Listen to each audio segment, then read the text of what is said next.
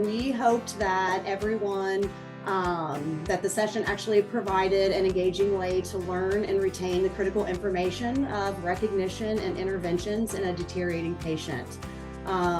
Hoping that the participants had a lot of fun and all of them were able to save the patient in just the nick of time.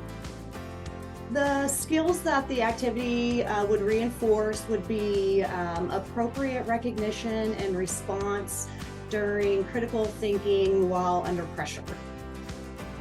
We had 2 to 3 people each session that would go through it just kind of like they were in an OR room. So you'd have a circulator, a first assist, and your scrub. So the participants and who we were looking to attract actually affected multiple different units. So we started with the OR and rolled it out in the peri-op areas, but we have created a scenario for the ED, for the ICU, and then for the med-surg units as well.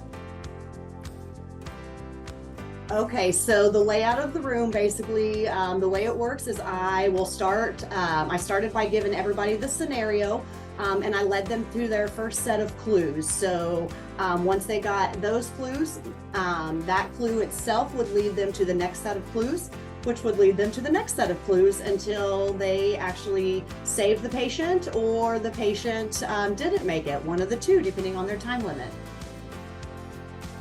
2 or 3 of the takeaways that we wanted them to leave with were greater comfort level when handling